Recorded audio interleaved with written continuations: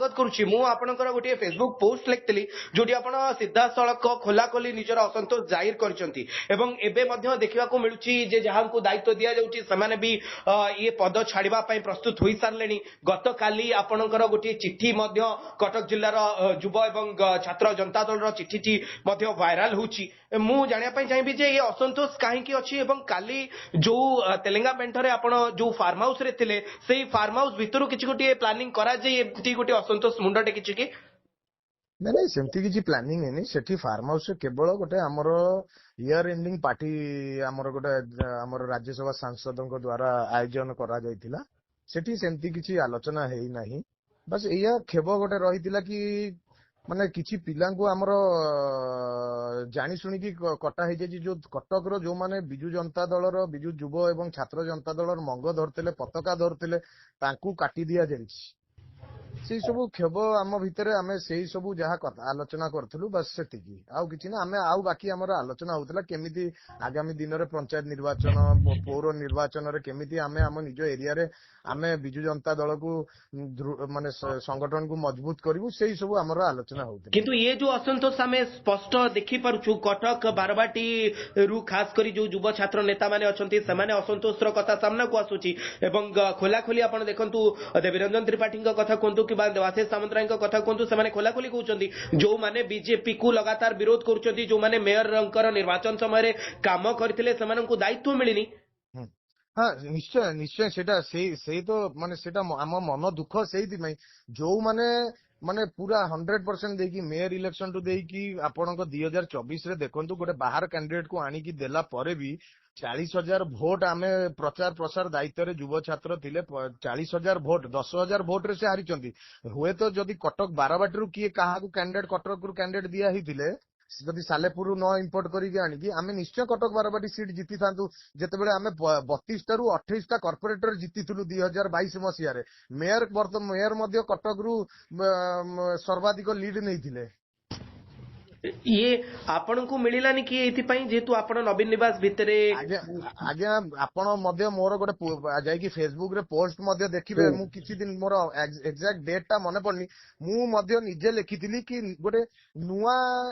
नुआ पिला को दायित्व जिला सभापति भाबे नुआ युव हो कि छात्र हो नुआ पिला को दायित्व दिया जाऊ जेहेतु आमे सुनिया को पाउछु आम ना स्टेट कमिटी को जाइतिला जेहेतु गोटे माने सीधा सड़क गोटे उद्देश्य मूलक भाबे हमर काई काटी देले आसिफ बाबू आपण को नाती माने मु मो कथा कहिबी माने मु जहा सुनिया को पाउची मु जो पांडियन मो जेतेबेले हमर माइनर कम्युनिटी रो वाकअप बिल विरोध रे जेतेबेले पांडियन को कथा रे सस्मित पात्र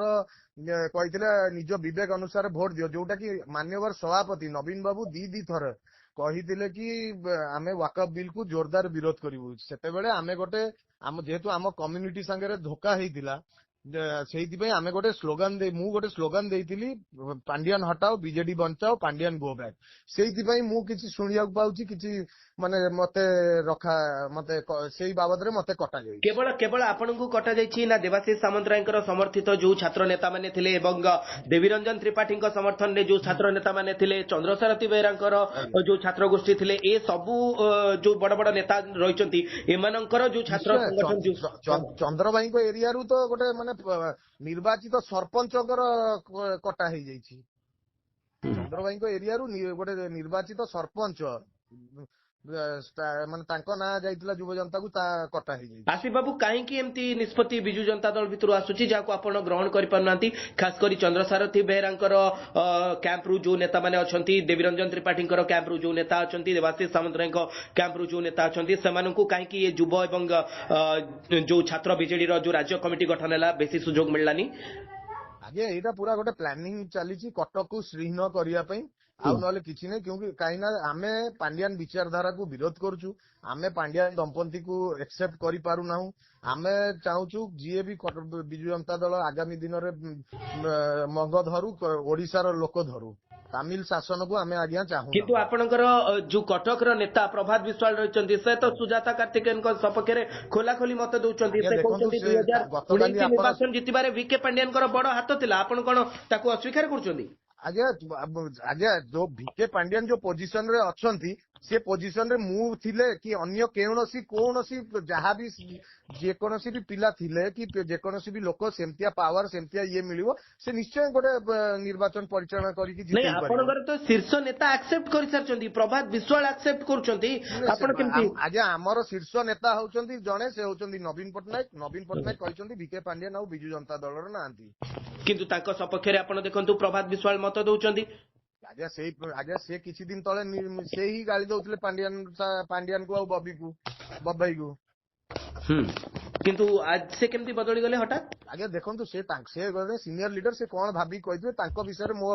କହିବାଟା ଉଚିତ ହବ ନାହିଁ। ମୁଁ ଆପଣ ଯେହେତୁ ମାନେ ଆପଣ ଯୁବ ଅଲ୍ଟିମେଟମ ଆଜି ଛାତ୍ର, 4ଟା ବେଳ ପର୍ଯ୍ୟନ୍ତ ଦେଇଛନ୍ତି କି?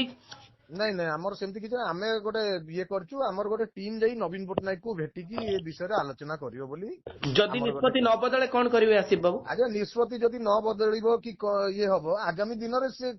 କଟକରେ